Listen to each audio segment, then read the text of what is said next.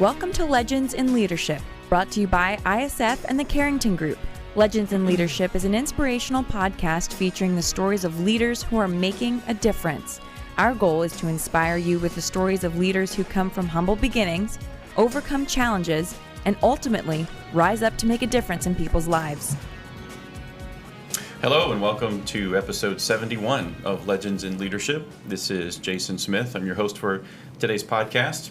I'm a family officer with the Carrington Group and joined today by my co-hosts, Tyler Tallman, a family officer with the Carrington Group and my partner there, as well as Dr. Blair Ritchie, Executive Director of the International Student Foundation. So good morning, guys. Good morning. We made it again. We did. COVID will not hold us back. Yes, absolutely. Definitely enjoy being back into some of the rhythms of regular business, regular life, and this being part of it. Yeah, absolutely. Good to be here. So as we do every week, we kick off our show with a little bit of leadership trivia. Back to Dr. Blair for what do you have for us today? Well, you know, our guest today is a young leader in the theater arts field, so I ventured over into that field to select a legendary You're so resourceful. leader. I am. I mean, this is really interesting. On this very day, back in 1977, the last episode of one of the most influential sitcoms aired its final episode on CBS. The show carried the name of this legendary leader who started out in show business as a dancer in commercials, playing the part of Happy Hotpoint, a dancing elf to promote home appliances in the 1950s. You got to start somewhere, guys. Humble beginnings, right? All right.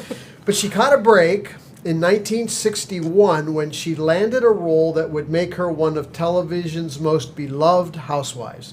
She launched her own TV show in the 1970s that became a cultural phenomenon, tapping into changing attitudes about women in the workplace.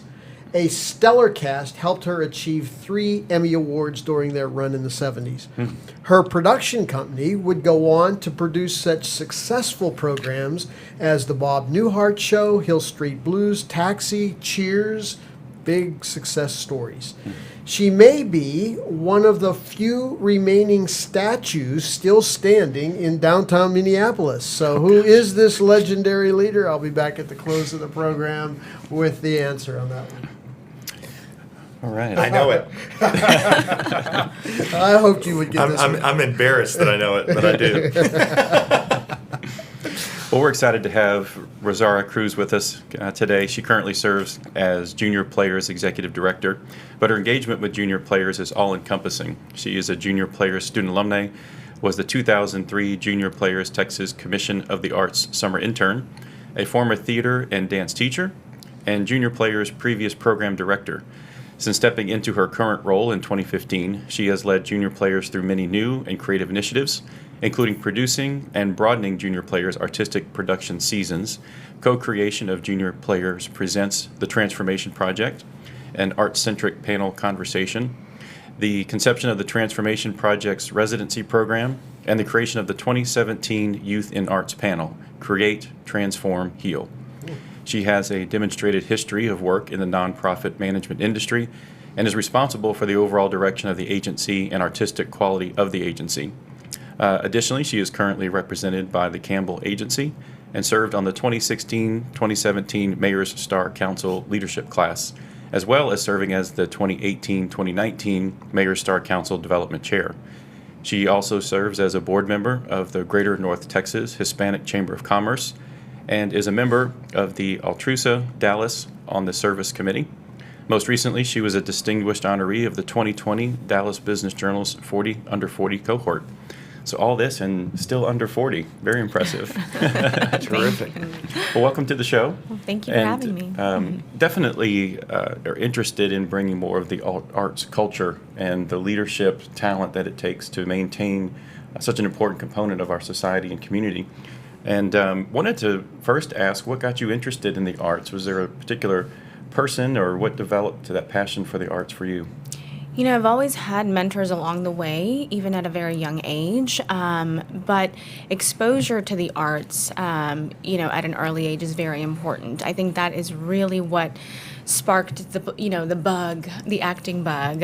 So I was exposed to theater and dance at a very early age and just kept with it. It allowed me to talk about social justice issues in the community. And then probably around 7th and 8th grade, I had a really amazing theater teacher who led me to believe that I could have a viable career in this arts industry, right? And from there, junior players came into my life and sort of shaped and molded that. And I was able and lucky enough to meet incredible creatives in the industry from the North Texas area, nationally, internationally. And some of those folks are now my colleagues, and I work alongside them. I'm creating and producing with them. So from the age of 14, I started with a playwriting class with junior players, and here I am now at the helm, so which is a crazy thing to think about, right? Yeah. So when I think of the performing arts, I'm probably like most people, I think of the big stars, the celebrities. Mm-hmm. You mentioned a viable career in the arts. Is that what that mentor opened up for you? I'm curious to learn a little bit more about what does it mean to have a viable career in the arts? Sure. At that time, I didn't see a lot of representation of what I looked like on the stage, right? And so this particular mentor made it possible for me to have a voice, to talk about the issues happening in my ecosystem, and then sort of take all of those issues and challenges and be able to present that on a stage where I had my own. It was sort of a vehicle of self-expression that I had not discovered yet. And that mentor really just said, listen, you are well in tuned with the social justice issues. Take that, lead with that. If you want to have a career, I believe you can be a high profile actor. I also wanted to be a lawyer back then. So I always joke I could be a lawyer, play a lawyer on TV. But yeah, eventually, even in college, I had a mentor who said, you still don't know what you want to do. I thought maybe I want to head into law school, but I really want to see if I can, do commercials and voiceovers and all of that good stuff that I was really interested in. And, he said, take a year off, go work for a nonprofit, junior players, and, see what happens and go and, have representation, which the Campbell Agency, I've been with them since 2006, and mentors there as well. Where'd you go to college? North Texas. So, Okay, the Mean Green. Mean Green, yes. Go Eagles. So as you've developed these different opportunities through the nonprofit sector, what have you learned about what it takes to lead in a space where you rely upon donations and volunteers, as well as it sounds like there's some revenue generating activities, but definitely underwritten by donations and volunteers? Right. And so when I took this position, I'm a woman. I'm a woman of color, so I'm a Latina. So I knew it was going to be a little bit more difficult walking into the room, and I look a little bit younger than my age, thank goodness, right? So part of it was just understanding that, I don't have to fit the mold. I'm creating my own, this is actually something that I said in one of my final interviews. I said, look, I understand that I don't fit the mold of a typical executive director, especially in the arts landscape as a CEO, but let me paint my own Picasso. You're going to get something different. Be bold with me. I have new creative initiatives, and hopefully the board will stand with me. And I think being a leader is taking charge, but listening is one of the most important things that a leader can do. When I took charge of this organization, I made it a point to go to several different key leaders in the nonprofit sector, not just the arts, to learn about what they were doing in their boardrooms, in their production meetings. And I took nuggets of everything that they were doing to shape what is now Junior Players. And we've doubled our operating budget in the last 5 years, and we've doubled our reach. So we were reaching 7,000 youth back then, and now we're serving over 15,000 North Texas area youth. Yeah. So do you still have an outlet for the creative, artistic passion that you have? Where do you still fit that into your busy schedule? I know. When this transition happened in my life, I did have to go to the Campbell Agency and say, listen, I'm going to have to book out a little bit more. And so what it did allow me to do was create in a different way, right? So now I produce, but I do still choreograph. So something, you mentioned the transformation project. That project is something that we piloted actually at my high school. I wanted to go back to my community, my ecosystem, and what I told them is, let's talk about the issues happening in your school, with your peers, all around your ecosystem, leadership programs, at work, whatever it may be, and really, what are your opinions, right? We're not going to spoon feed you the issues. And we took all of those issues, we did a facilitation with that, and we presented those as dance performances. And those are some of the most amazing, transformative performances that I've ever seen. And so we did that as a pilot program, and now it is actually a full production. We're in our 6th year of that, and I'm one of the choreographers. So that's kind of my little bit of a creative outlet there. Yeah. You mentioned early on being very in touch with social justice. You're a Dallas native. You grew up in East Dallas, correct? Correct. Yeah, Bryan Adams High School. Yes. And I guess I'm curious how your perspective of social justice, being a Latina, just how that's really kind of shaped your journey and your path, and talk a little bit about that with us.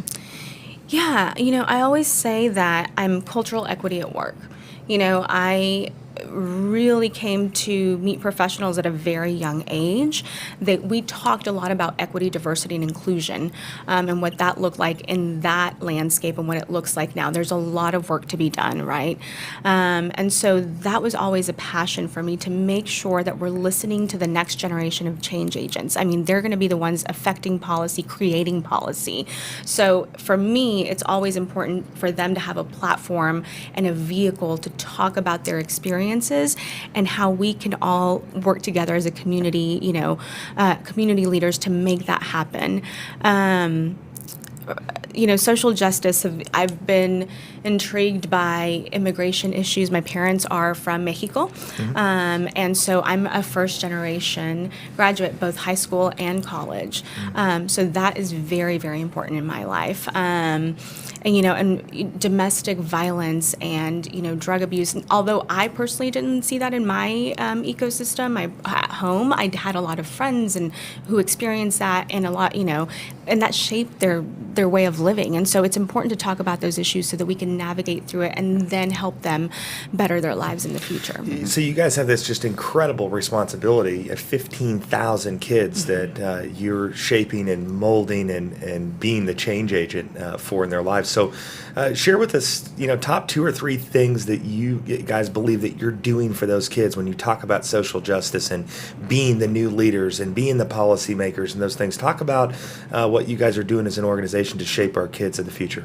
Sure. One of the things that we always have to do is we're meeting and maintaining those challenges, right? We're meeting the community where they are. Every respective community is very different, whether they're a mile apart or 5 miles apart, So we really infuse our arts programming with social emotional learning models, and also equity, diversity, and inclusion models. We've created a youth and arts panel, and we're infusing our curriculum with all of that. We have over 100 teaching artists in our cohort, and we pay very competitively so that they can produce their work at night and and have living artists, right, thriving in our community.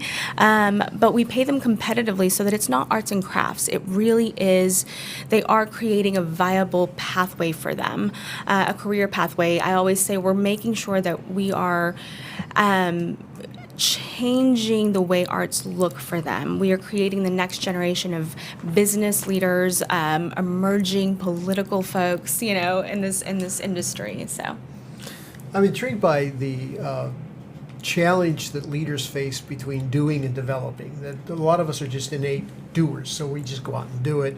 And at some point, we recognize the real long-term value maybe in the development of others around us. Talk about the journey you had to go through in terms of, because you're a doer, I can tell, and you're also in a field now where you're doing a lot of development of others. It's important to recognize that you may not be in this field for a very long time. I do believe that. I believe that you have to continue to grow in order to be a successful leader and to make a good social impact. So identifying that next generation is very, very important. I've been very lucky that on my team, a lot of the folks that I bring in as interns have continued with junior players in one way or another, or a different capacity. Some of them become our board members, which is fantastic. But it is always about teaching. So learning and teaching. We've created a young professionals committee. One of the challenges is retaining those board members who really want to make an impact and stay with you long term. So what we're doing, we created the Junior Players Young Professionals Committee 3 years ago. We interview everybody, and the goal literally is focusing on fundraising and teaching them how to be great stewards of the community, teaching the governance of what it takes to be on a board. And so I'm lucky that we only have 15 slots in that committee, and right now on year 3 we have 8 out of the 15. So they're amazing. They're not even involved in the arts. See, and I love that, because you said the governance of being on a board and just the practical skills that you need to have to be a leader, regardless of what industry you're in or what it is, the path that you take in your life. So I just think that's really neat that you guys are, really trying to develop these kids, whether they're going to be in the arts or out of the arts. That's really great. And so I'm curious, as you are working through the COVID restrictions and some of the cancellations of events, and especially in a performing arts stage, how have you had to adjust, and how are you maintaining serving your populations and your communities with your mission? Sure. The stage looks a little bit different, but thankfully I'm thankful for technology. We're really able to remain present in our students' lives. Early, the COVID-19 ramifications have hit a lot of nonprofits in various ways. We were very lucky that we were in a great healthy financial state. We continued our programming virtually, so we met our partners where they were, whether it was YouTube or Zoom or Google Classrooms. We've tried it all, right? And then we really wanted to make sure we're in a constant state of flux, so we wanted to make sure that we were responding and not reacting. And so from there, we switched all of our programs, the curriculum. We had a wonderful broadcast journalism program that was happening, but that took a lot of tools and green screens and microphones that we could not deliver to the students because of the restrictions. So we had to sit down with our teaching cohorts to say, how can you actually deliver quality programming in this virtual landscape? And we were very successful. We worked with a lot of ISDs and charter schools. We completed everything in the spring. We switched over 2 productions to a virtual platform so that we could still have that connection with our students. It looks a little bit different. We're, our productions for next year, we're hopefully still a go. We're gonna, flip the schedule a little bit down the road to make sure. But we've also provided, we were prepared to do in-person convening. So in the fall, we actually have a hybrid model going to where if we need to convene in person, we're ready to go with that. And we have protocols and procedures that have been vetted by Dallas, Tarrant County, and Collin County officials. So we're ready with practices and protocols for in-person convening. And so part of leadership is certainly working with the scenarios that you're dealt and given. I'm curious, how do you keep your leadership skills sharpened and continue to develop yourself? Yeah, we're in the virtual world, right? So thankfully, I think a lot of leaders in this world just sort of had to come to a stop and realize, okay, what's next? So it's about pausing and realizing, okay, let's figure out what this looks like. Because I think almost every CEO or entrepreneur I think we were changing plans every 2 days. And so I think it's about stopping and pausing and then talking to other colleagues was very important for us. What are you doing? What are you not doing? Oh, that's a great idea. I believe in leveraging resources, and now is very key. Partnerships are important for junior players, and they've been vital. So making sure that you're cutting expenses where you need to, leveraging the resources that are amenable to other partners. I think it's just having that conversation. Right. It's really, really good stuff, Yep. and I just admire just the pathway that you've taken. It seems like from a young age. How many brothers and sisters? So I'm the oldest of 5. Oldest of 5. 2 brothers, 2 sisters. That is, So one of the questions that we like to explore is are leaders born or leaders made? You know, Yeah. so certainly being born into the oldest role, maybe some effective there. But I'm curious of your thoughts. You know, as you have become a leader yourself and look to develop other leaders, what is it that you're looking for in others as you invest your time in other people?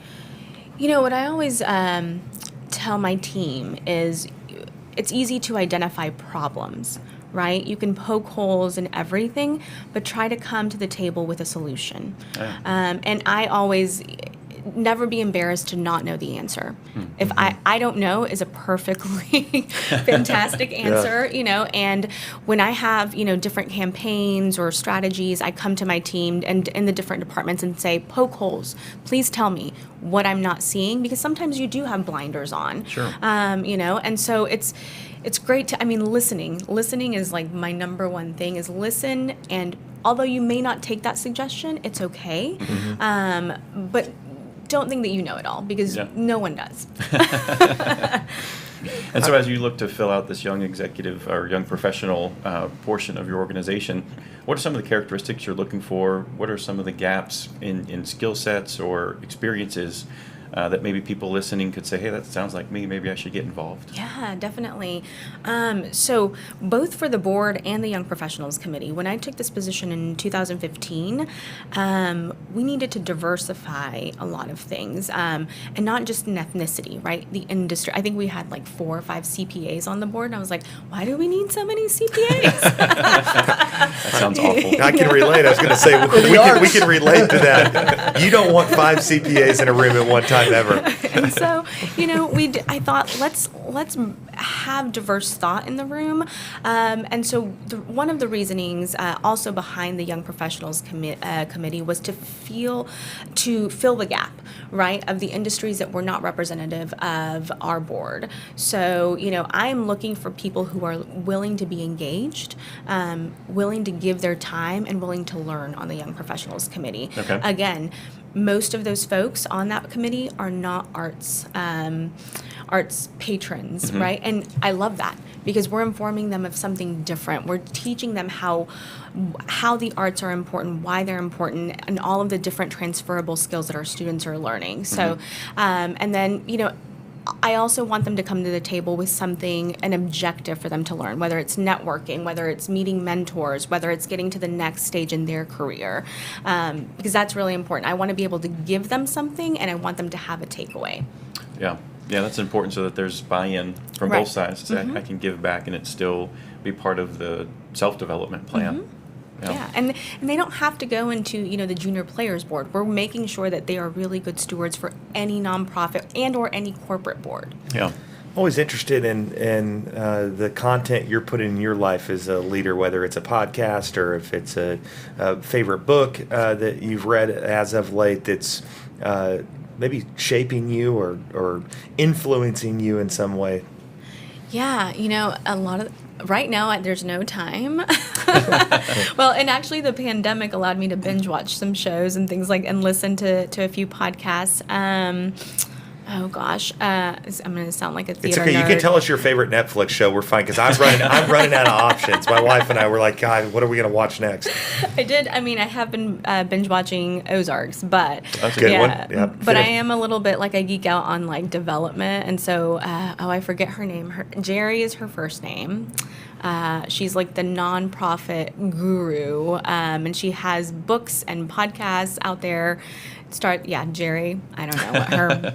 Dr. Blair, do you know? Do you know what Jerry? No, but I'm going to Google it. Yeah. Jerry nonprofit. Jerry Jerry nonprofit. She's wonderful. She's come with her own trivia question for us. So as we wrap up, I'm curious, how can folks on two ways get involved from a board participation and help with the organization, and then how do students get connected and plugged into your programs? Sure. For board members or for folks who are interested in being on the board and or joining the Young Professionals Committee, it's just reaching out to juniorplayers.org, finding out a little bit more about that, or find me on LinkedIn, Rosaura Cruz, and we can connect and chat that way. And then for those students who are interested, we are on several social media forums, so Facebook, Instagram, Twitter, and LinkedIn now. So they can find out all about our programs at juniorplayers.org. And right now, for the last 65 years, we're celebrating an anniversary this year. So all of our programming is completely free. So there is really no reason not to join one of our programs. And we meet them where they are. We're all over the community. Hopefully, eventually, we'll be able to convene in person. And so when that happens, we're at over 155 different unique locations. So, wow. Yeah. So, great. Yeah. And then for those who want to donate, right now is North Texas Giving Day. September 17th is North Texas Giving Day, but it's scheduled giving. You can go to juniorplayers.org, NTDG, to donate, and or juniorplayers.org/donate. Great. Terrific. Well, it's been a real pleasure having you on the show today, and thank you for sharing about yourself and the mission. Thank you. Thank you for having me. So, Dr. Blair, we're ready to hear about our 1970s female leading actress. I grew up with all this, so you guys predate your time, but you know. I think. Was it in black and white? I'm embarrassed by this, but when you mentioned Cheers, I actually was reading an article not that many weeks ago. WFAA did an article. I think it's Mary Tyler Moore. Yeah. That's who it is. Yeah. Awesome. That's who it is. Yeah. Yes. Well done. Take that, Kyle. And let me just add an invite out there, Jason, to all our listeners. As Rosaura's organization knows, the North Texas Giving Day is always a big time for nonprofits here in North Texas.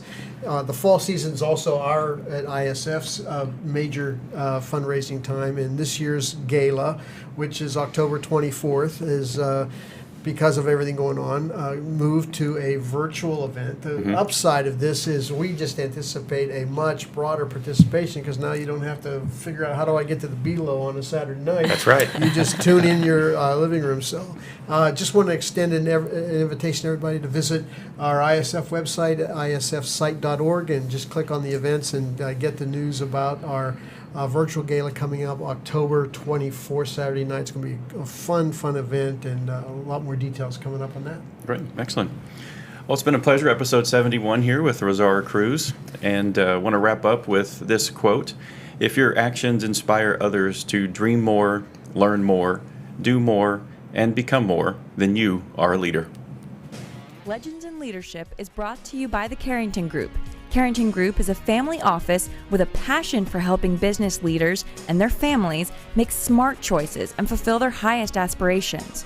To learn more about the Carrington Group, visit their website at www.carringtonfo.com or Google Carrington Group, Dallas, Texas. ISF is committed to leadership development for aged-out foster care and orphaned youth. ISF's mission is to transform these youth into tomorrow's leaders with scholarships, mentoring, and leadership training. To learn more about ISF, visit their website at isfsite.org or Google International Student Foundation to learn more. Securities offered through Regulus Advisors, LLC, member FINRA/SIPC. Investment advisory services offered through Regal Investment Advisors, LLC, an SEC-registered investment advisor. Regulus Advisors and Regal Investment Advisors are affiliated entities. Carrington Group and this broadcast are independent of Regulus Advisors and Regal